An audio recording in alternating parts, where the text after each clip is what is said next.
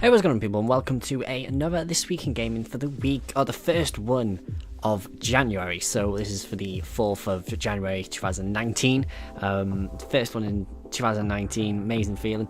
Got onto the YouTube track again, so hope you enjoy it. Remember to like, subscribe, comment down below in any way that I can improve the series, or anything that you think that I have missed, or any suggestions towards other videos for the future. Now, if we get straight into it with the first news article, which is about a couple of companies and how much they made over the the full year of 2018. So we'll start off with Niantic, and Niantic made Pokemon Go. Pokemon Go actually made, I think it was 800 million. So for a mobile game, that is amazing. It's 800 million dollars, not pounds or anything like that. It's dollars. That's probably before the tax comes out of it. But since that is a free game, that is ridiculous that it's made that much. So it's an impressive amount. Now if we go over to another thing, which is Fortnite and Epic Games. So Epic Games made 3 billion.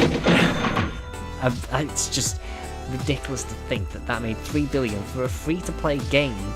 Epic Games made 3 billion in the whole year, which is ridiculous to think of how much parents have been buying skins and all of that for. It's just wow. It's just so confusing to the fact that it's a free-to-play game, and parents think that they have to buy their kid the skins and all of that just to play the game. Makes no sense at all, where everybody's just getting scammed really for that one. But 3 billion, it's made them in the top tier of producers now, and hopefully they actually make some proper good games. They have to buy them to get the full game, and not just, oh, you can buy part of the full game. And it'd be nice to have that one, or make it a little bit better towards the other stuff. So now if we go over something that's even more about Fortnite, this is about Ninja. So this is the amount that Ninja has reportedly said to CNN. It was an American news agent type of thing. He's saying he made 10 million. He's announcing that he made 10 million. I'm gonna guess it's before the tax, so it's pre-tax. So he made 10 million in 2018. And he did say that 70% of his revenue is from Twitch and YouTube, and the rest is all through ads. So his ads are through, Samsung, Uber Eats shows up on his streams at times, and Red Bull. So those, it seems that 30% is through sponsorships. So that is a lot, a lot. But he also said that in March of 2018.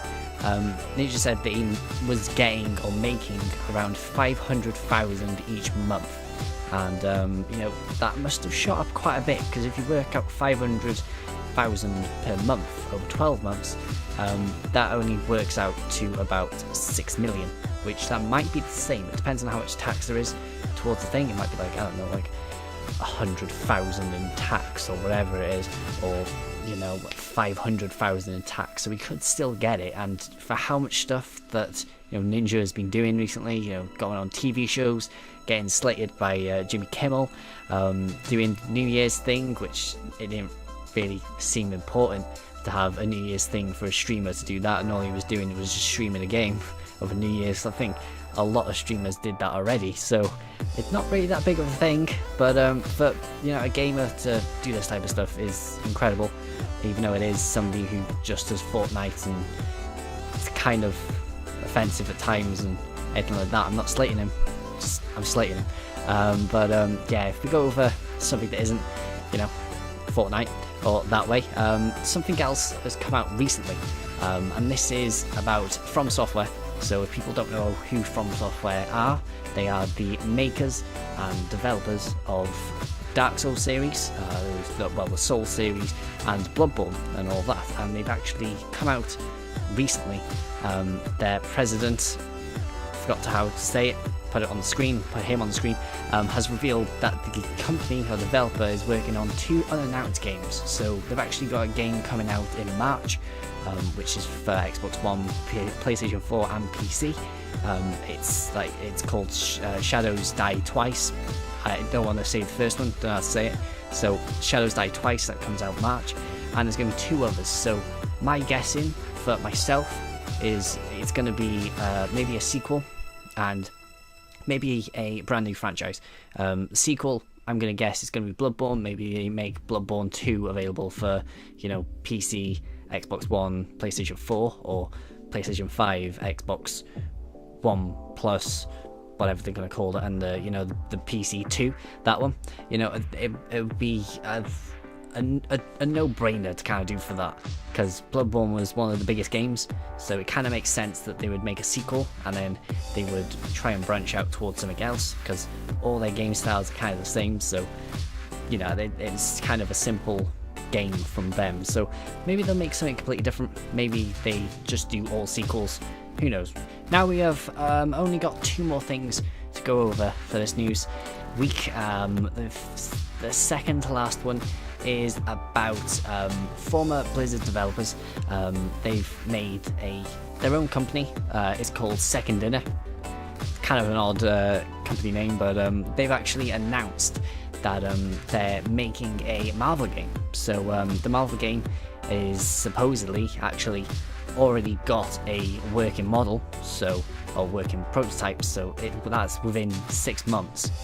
And the last Marvel game that we've been talking about, I think it was the Ultimate Alliance Marvel game, and then there was a Square Enix game as well, which we haven't heard anything about. So maybe they've moved it to this new company because they've got like a 30 million investment from NetEase. So maybe that's a kind of thing that's pushing them towards going for them instead. So maybe we see something for all platforms instead of just Switch. It'd be nice, to get another Marvel game in the works somewhere. But the most of the developers actually made like Halo 2, Diablo 3, and Hearthstone. So those ones are the developers and the current composed people in this studio. So maybe we see something that's more first person or third person or like adventure type of thing towards a Marvel game. It'd be nice to see. I'm hoping this all comes true. Now if we go over the last one, the last one's a bit of an odd one, and it's kind of a bigger thing. So if people don't know who this company is, this is called Slightly Mad Studios.